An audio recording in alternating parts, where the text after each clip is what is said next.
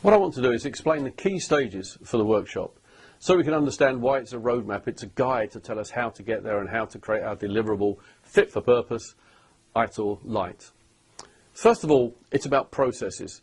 One of the things that you find is that holds a lot of people up is, what process tool do I use? Do I use a Six Sigma? Do I use something else? I haven't had any training. How do I build a process? You know, it's not that difficult. It really is not that difficult. What we start off with is a very logical, simple, straightforward way and explain how to build ITIL-Lite processes, how to build processes. So if you like, a condensed version of process engineering.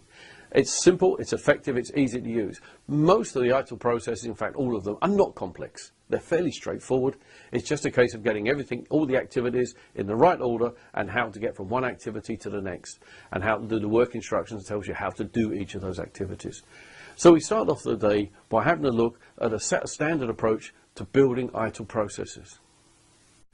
Next, we talk about categorizing ITIL processes or ITIL components. So categorizing is quite interesting to me. If you take 30 components, do they all have the same effect? Do they all fit in? The answer is no, they don't. And they have different effects. Of course they do. And I've categorized them into 4 types. The action components. Those are the components or processes where you're actually doing something. Something like incident management, for example, or change management, where you actually are changing the environment or affecting the environment on a day-to-day basis. Then there's the influencers. The influencers are the ones that influence the actions. Might sound a bit crazy, but let me explain simply. Let's imagine on incident management, I've got to the point where I have to escalate. To whom do I escalate? Under what conditions? With what priority? The chances are I'll have an instruction somewhere that tells me how to do that. Let's say a service level agreement or an operational level agreement or an underpinning contract, something like that. Well, they're going to influence my action. The action doesn't change, it's still escalating, it's still allocating a priority or whatever. However, the way I perform that action is influenced by the influencing components. So I have a set of influencing components, things like service catalogue, service portfolio, that kind of stuff. So we have action components and influencers. But to do those, I need resources, things like capacity and availability.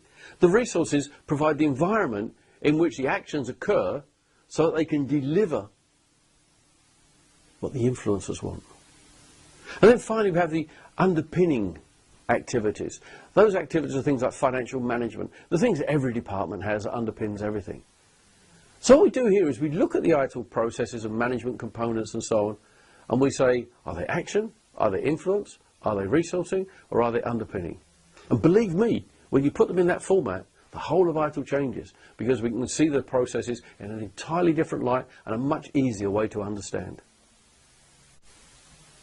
The filtering process is really straightforward. The filtering process is saying, now we've categorized our components, now we can see their relationship within our organization. The next thing to do is to say, we need to filter them. And really it's just one of 3 levels. Essential, potential, and rejected. We have the essentials, they're the ones we must do. That's our phase 1 or our ITIL-Lite, if you like. Then we have our potentials, those that we would love to do, but not until we've got the essentials in place. And then there's the rejected. For whatever reason, we can't do this one. Maybe it's different, owned by somebody else, something like that. The reality is, we want to get out of here with those 3 levels. Each process will have one of those 3 grades.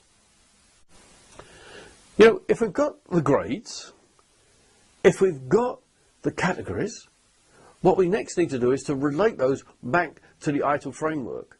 So what we want to do here is to map templates. And this is where it really gets exciting, because you can actually see a picture much clearer. You've got what I'm doing here is I've got the 5 books, and across I've got the actions, and then we plot the components. And suddenly you see how the whole thing fits together. It's like scales dropping off your eyes. It's magical. It actually gives you a picture where you can say, now I see how it all fits together. For the first time, these 25 to 35 processes, 30 in the case of the book, wow, I now see it. And so I've created 10 different processes and their templates, from the bare necessities right up to much more sophisticated approaches, like an advanced version of V2, for example, or a basic version of V3. And those templates really do help. The idea is you learn how to build your template with the processes that you included, with the categorizes that you gave them. Okay, if we've categorized our components, if we've filtered them and we've created the template that shows exactly how we want to present it so that everybody can see it and understand it, the next thing to say is each of those components, to what level do I want to implement? an ITIL component? To what level, to what detail? And that's, you know, maturity level is what we're talking about, like CMMI or something similar. What level of maturity? Obviously, you don't want to make them all at the top level. So what we've done here is we've taken the Process Maturity Framework, which is from the Service Design book, Appendix H. I say that because nobody ever seems to know it exists because it's right at the back of the book.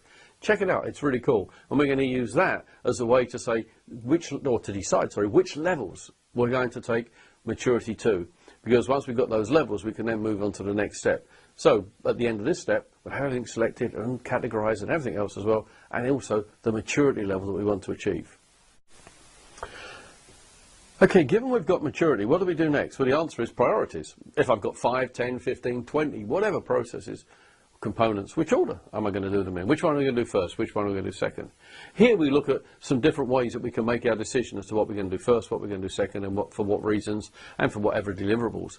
So the key thing here is, what order are we going to take the components that we've got left, the ones we've selected, which order are we going to do them in? Given that we've got a maturity level and an order to do them in, the next thing we have to look at is to say, okay, what is the current level of maturity? We've already seen the desired level. What's the current level?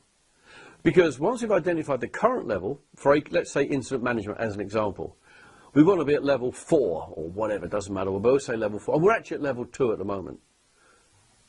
So that's our gap, to get from level 2 to level 4. The cost and time and effort of getting from level 2 to level 4 in this little example of incident management is what it's going to cost me to implement ITIL V3 for incident management in my example. So basically what we have to do here is to say, okay, what's the difference between where we want to be and where we are? And we do those in the order that we just decided. Okay, if we've looked at gap analysis and we've got all our actions to take, we're now ready to implement V3. The key thing here, though, is that what we have to remember is we need a master plan. So the last thing we look at is how to plan to put this project together, how to plan to implement ITIL V3. So the last step is a planning activity where we look at a master plan and all the subcomponents, each subcomponent being a process. A beautiful way to end that ties everything together and gives us an approach to follow.